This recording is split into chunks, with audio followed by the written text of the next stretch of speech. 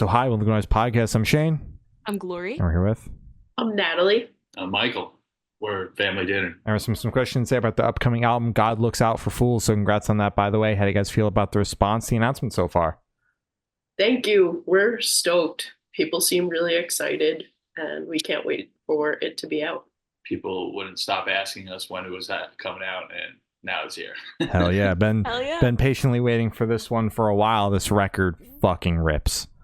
Thank you. It's amazing. I fucking love this sound. It brings me so much joy. So well done. Oh yeah. Thank you so much. That makes me so happy to hear. Of course, yeah. So is there any meaning behind the album title or cover art? The album title is something my mom would always say to me because I got into a lot of trouble growing up. Mm-hmm. And whenever I somehow miraculously got myself out of it, she would always tell me that God looks out for fools. And it wasn't supposed to be the album title. Mm-hmm. I had come up with an album title and I forgot it. And then Vinny, who we did the record with, I would be pumping out names for songs or the record, and I never wrote any of them down. And then he started yelling at me. He's like, "You gotta write this down. This is good stuff." Yeah. I don't remember any of it. So I wish I could remember what the actual title was supposed to be, but it kind of was just like, yeah, let's just make it that. It came down to the wire. Yeah. And that works. Yeah, that's a good one. Fair enough. Yeah. And the album art, any meaning behind that? Mm-hmm. No. It's my grandfather, or like drew with like a bunch of shit drawn around him. I was like, this is a really cool photo of him. What if somebody drew things around him? And everyone was like, yeah, that works. Yeah, cool. Yeah, all right. Yeah. He's chilling at his bachelor party. Yeah. Chilling. Yeah. All right. So can you guys tell us a little bit about your writing process for this album? COVID, like that happened. And we were like, oh, we have nothing to do. Let's write. I guess we have a record to write. Yeah.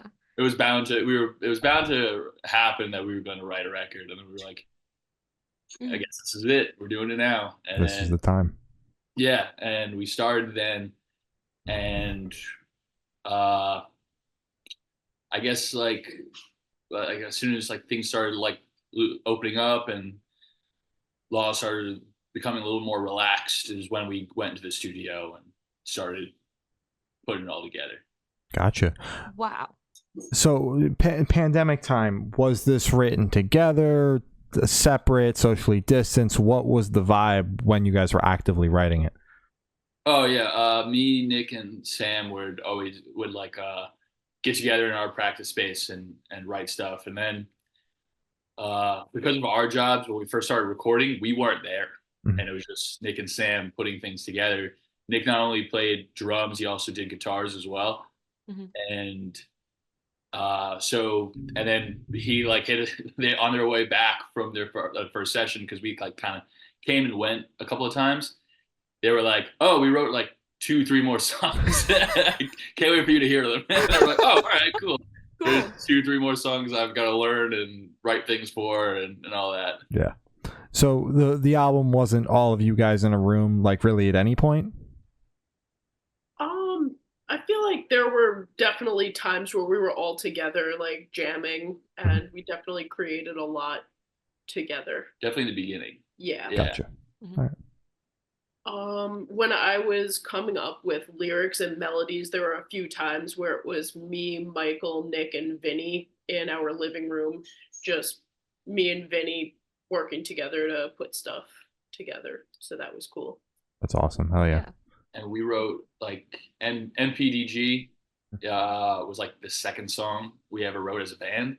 Mm-hmm. And we kind of just had that on the back burner for a very long time. Hell yeah. And then we reworked it and stuff. Yeah. So you guys have been sitting on this record. So you started in 2020 when the lockdown hit. Then once stuff started loosening up, which was like what, 2021, mid 2021, I'd say. So then when did the record finish, like mix, master, done? Have you been sitting on this for a couple of years? a year and a half, maybe. Yeah. A long time. I'm sick of these songs already. You have a new record done already. Yeah, I was like the second one, right? The second one's out, right? Oh my god! People like the first record, right? They did. But we have like a couple of the songs on this record. I have no idea how to play them. Like we have to learn them this summer. Yeah, I'm gonna have to figure that out. Album release show's coming up. Yeah. Oh my goodness. So because it has been so long, you've had so much time with these, and you said you're sick of them. Do you still have any connection to what you wrote about in the songs? Oh, for sure. And like there are definitely a few songs that have kind of changed meaning, like over the past few years. Yeah. When we say sick of them, it's a joke. Yeah. No, I know. I love this record, and it's the piece of art that I'm most proud of in my entire life. So I do love it. That's good. Hell yeah. Yeah. Yeah. So what song off this album took longest to write, and which one is each of your own personal favorite? I'm gonna say it. They all had a pretty average amount. It took about the average amount of time to write. My favorite song is the title track, "God Looks Out for Fools." Mm-hmm. I think that was the one that I struggled with writing for the most. Oh. Yeah. I actually ended up using some stuff that he wrote and kind of built off of that. So that was like a cool collaborative process between the two of us. Yeah. So what made that track more difficult to write for you? Oh shit! No, I'm thinking of the wrong song. Oh, never mind. That one was "Early Sunsets Over Harbor Isle." Okay. Sorry. Yeah. "God Looks Out for Fools" came pretty easily. Okay. Like, yeah, me and Vinny sitting rattling back and forth. That was like another in studio song. Like when we were there, and I kind of just had some riffs, and then we pretty much just spent the day fleshing it out, and then it was by 2 a.m. it was done. Nice. Yeah. Started at noon, 2 o'clock, 2 a.m. it was done. Solid. I think that was Natalie's birthday too. Yeah. In the studio. Yeah. I don't think I was alone. I'd like to say that I wasn't alone in this, but I was not in the right frame of mind while recording that. Yeah.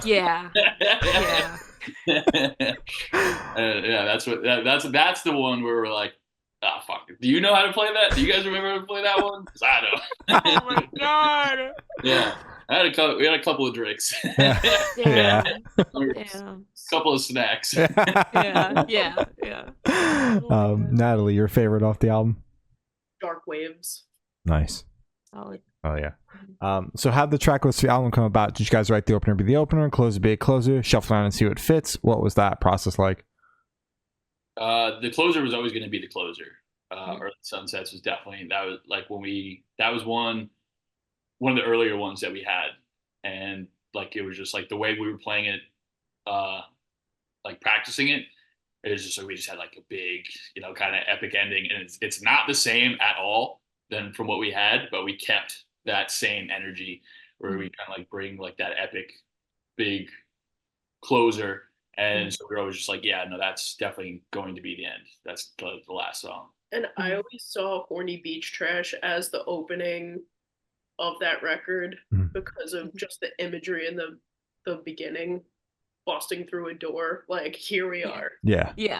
It was either that or "Revenge Dress," which is the second song track. Yeah. We were like, we were going back and forth of which one was going to be the first. Gotcha, makes sense. And then the rest of the track listing was just like based on vibes. Yeah, that's awesome. That's how it is. Yeah. For the most part, 9 times out of 10, it's vibes. Yeah, I got you. Yeah. All right. So would you guys be able to tell us where your headspace is at while you're creating this record? I hope my job doesn't know that I lied to them to be in the studio for a week. That's fair. Yeah. Pretty much same. And there were also a few days where I was sick, so I feel like I really got my karma There are definitely a couple of songs where I have a cough drop in my cheek during the recording. God Oh damn. my god. Yeah, that's commitment. I Yeah. was introduced to Afrin, the nose spray. Oh during- my god. Oof. Yeah. Probably why I was medicating differently. It could be. Could be. Yeah. Lots of nerves. I got like a 2nd-degree burn with some hot tea, so that was cool. I have My this god. scar. It's kind of faded now. But How hot was the fucking tea? My God. She put it in a cup that you're not supposed to put tea in. Damn. It melted the cup. that one was my own fault, but like I didn't think the water was gonna be that hot. Yeah, that's fucking crazy. Oh my god. Wow. Yeah, shit. All right. So how do you guys recommend your fans to listen to this album for the first time? Should they do it in the car with friends and talk with headphones on? Is it a workout album, party album? What do you guys personally recommend? As soon as it comes out, just put it on. Yeah. I would say windows down, racing down the Ocean Parkway. Yeah. Mhm. Nice. Yeah, probably car, sun, Yeah. windows Cars. down, backyard with some buddies, Beach Yeah. scenery. beach, Yeah. drinks in hand or not, Cokes, Coca-Colas. Yeah. Summer Whatever you- summer vibes. You know, this is coming out. Yeah. Coming out right before Labor Day. You know, those summer vibes. Last bit of summer. Mm-hmm. Yeah, I think that was always like our thing. It was like we hope We were it came out hoping- during the summer. Yeah, I was Yeah. hoping for early summer, but August is still sick. Yeah. Better late Yeah. than never. You know. Exactly. I think it's better because it's cooler outside, so you're not fucking burning up, while you're chilling outside with your drink in hand listening to this. So Although August these days, you know, could be hotter than July. Even That's true. October, it could be.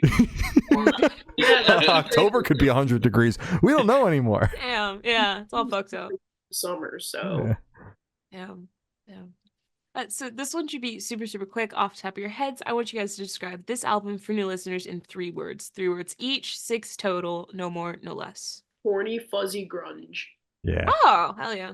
Rambunctious, mischievous, rockin'. Damn. Those are hell both yeah. good. Hell yeah. Yeah, hell yeah. And then that same train of thought, is there a certain feeling or emotion you want listeners to have while going through the album? Not really. It's kind of like I feel like the songs kind of take you. I don't want to say emotional roller coaster, but it's you're riding a wave. Yeah. Yeah. It's there's lows, there's highs, and it switches up. The next song like could go from very down, mellow track to and then punch in the face to the next one. Let's go. We're hitting a wall or something. Yeah. Yeah. So you know the fans are going to feel something, but you're not going to tell them what to feel. Yeah, Exactly. you're gonna come along for the ride. All right. Gotcha. Hell Fair yeah. enough. All right. So are you guys able to touch on any particularly challenging or standout moments during the creation of this album, positive or negative? I know when we weren't there, Nick, I forget what song it was, but Oh, Shake was it Shake? I don't think so. with the phaser. No. Oh, you're I'll thinking tell. of I'll think of something something else. else. I like when they were in the studio. I forget what song it was, but there was a particularly difficult drum fill that he was trying to get down, and and the studio that we recorded at, there's a bar connected to it. It's like a restaurant, and our producer doesn't really drink or anything, but it would apparently afterwards they all went down to the bar and had a drink. Yeah. It was particularly rough on them. Yeah. Damn. Yeah. Yeah, just recording those drum parts. Mhm. Gotcha. Natalie, what was the one that you were thinking of?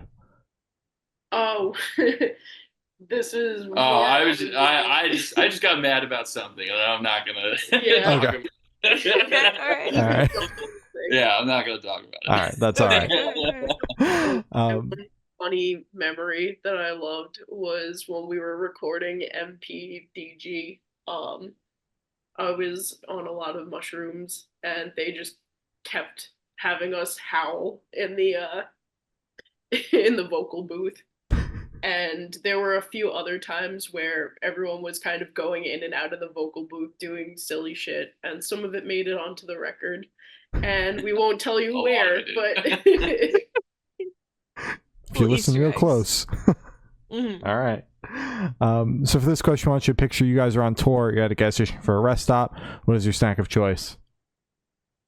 Chex Mix and a seltzer. Damn right. I'm feeling frisky. Ooh. I usually have Sam get me something because I drive.